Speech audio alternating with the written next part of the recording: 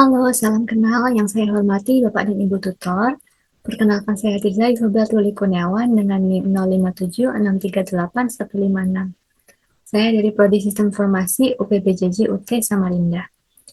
Pada kesempatan ini, saya akan mempresentasikan hasil praktikum saya untuk tugas 3 mata kuliah struktur data mengenai implementasi algoritma traversal graph menggunakan metode Depth First Search atau DFS dan Breadth First Search atau BFS menggunakan bahasa pemrograman Java. Pada praktikum ini digunakan konsep struktur data graph. Graph merupakan kumpulan node atau simpul yang saling terhubung oleh edge atau sisi. Struktur data graph banyak diterapkan dalam berbagai bidang seperti jaringan komputer, pencarian rute navigasi, media sosial, dan sistem pencarian data. Untuk melakukan penelusuran pada graf, diperlukan algoritma traversal agar proses pencarian node dapat dilakukan secara sistematis dan efisien. Algoritma traversal yang digunakan pada praktikum ini terdiri dari Depth First Search atau DFS dan Breadth First Search atau BFS. DFS bekerja dengan cara menelusuri node sedalam mungkin terlebih dahulu sebelum kembali ke node sebelumnya. Sedangkan BFS bekerja hanya dengan menelusuri node berdasarkan tingkat kedekatan atau level node dari titik awal traversal. Pada praktikum ini digunakan graf yang terdiri dari 10 node, yaitu A0, A1, A2, A3, A4, A5, A6, A7, A8, dan A9. Hubungan antar node dibuat sebagai berikut. A0 terhubung dengan A1 dan A2.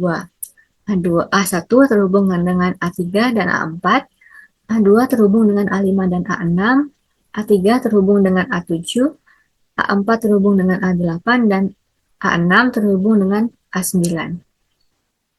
Pembahasan pertama yaitu implementasi algoritma Depth First Search atau DFS. Tahap awal program dimulai dengan mengimport package yang diperlukan menggunakan import java.util.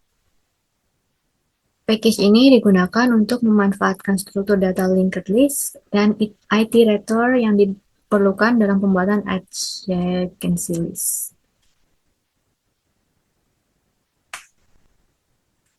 Selanjutnya, dibuat kelas untuk mempresentasikan graf.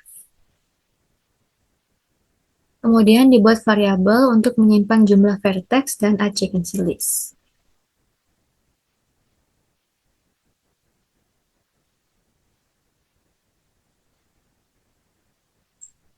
Variabel v digunakan untuk menyimpan jumlah node pada graf, sedangkan adject digunakan untuk menyimpan hubungan antar node. Setelah itu dibuat konstruktor untuk menginisialisasi adjacency list. Proses perulangan dilakukan agar setiap node memiliki daftar hubungan tersendiri. Tahap berikutnya yaitu membuat metode addEdge untuk menambahkan hubungan antar node. Metode tersebut digunakan untuk menghubungkan node asal dengan node tujuan. Setelah metode dibuat, hubungan antar node dimasukkan sesuai struktur graf yang telah dirancang sebelumnya.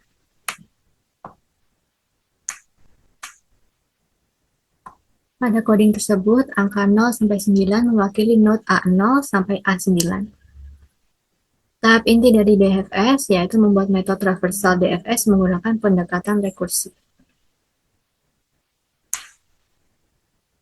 Pada bagian ini, node yang sedang dikunjungi akan ditandai menggunakan array visit. Setelah itu, node ditampilkan ke layar menggunakan sistem outPrintln. Program kemudian membaca seluruh tetangga node menggunakan iterator. Jika terdapat node yang belum dikunjungi, metode DFS util dipanggil kembali secara rekursi. Selanjutnya dibuat metode utama DFS. Metode tersebut digunakan untuk membuat array visit dan memulai traversal dari node awal. Traversal DFS dimulai menggunakan coding GDFS 0. Angka 0 menunjukkan bahwa traversal dimulai dari node A0.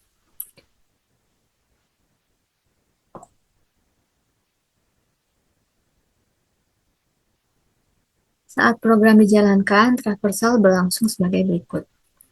Program pertama kali mengunjungi A0, kemudian bergerak menuju A1, lalu mengunjungi A3 dan A7. Karena A7 tidak memiliki cabang lain, traversal kembali ke A3 lalu kembali ke A1. Setelah itu traversal dilanjutkan menuju A4 dan A8. Setelah seluruh cabang pada A1 selesai ditelusuri, traversal kembali lagi ke A0 dan dilanjutkan menuju A2, kemudian menuju A5, A6, dan A9. Hasil traversal DFS yang diperoleh yaitu sebagai berikut. Hasil ini menunjukkan bahwa DFS bekerja dengan cara menelusuri satu jalur secara mendalam terlebih dahulu sebelum pindah ke jalur lain. Pendekatan tersebut menunjukkan adanya konsep backtracking yang menjadi karakteristik utama DFS.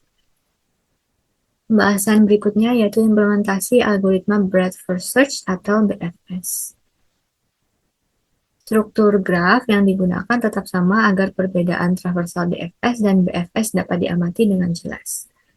Pada BFS juga digunakan adjacency list untuk menyimpan hubungan antar node.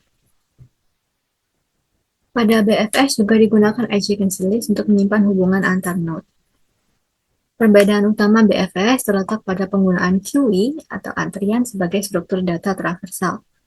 QE bekerja menggunakan prinsip FIFO atau first in first out. Tahap berikutnya yaitu membuat metode BFS.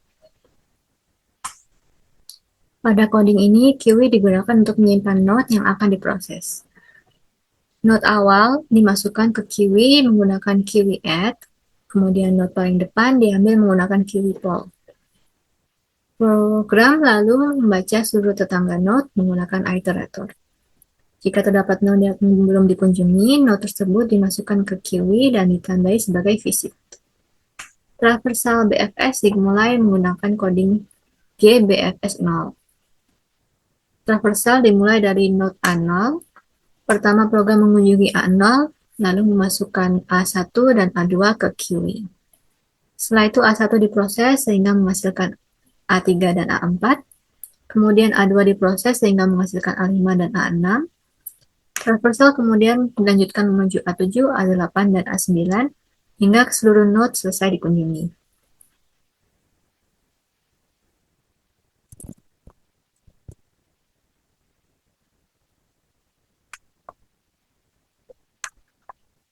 Hasil ini menunjukkan bahwa BFS bekerja secara melebar berdasarkan level node. Semua node yang ada di dekat dengan titik awal dikunjungi terlebih dahulu sebelum traversal berpindah ke level berikutnya. Berdasarkan hasil praktikum, dapat dipahami bahwa DFS dan BFS memiliki karakteristik traversal yang berbeda. DFS lebih fokus pada eksplorasi mendalam menggunakan konsep rekursi dan backtracking, sedangkan BFS lebih fokus pada traversal berdasarkan level menggunakan QE. Kesimpulan dari praktikum ini yaitu algoritma DFS dan BFS merupakan metode traversal graph yang sangat penting dalam struktur data. DFS bekerja dengan penelusuran mendalam pada satu jalur terlebih dahulu, sedangkan BFS bekerja secara melebar berdasarkan tingkat kedekatan node-nya. Sekian presentasi yang dapat saya sampaikan. Mohon bimbingannya apabila ada kesalahan atau kekurangan. Terima kasih.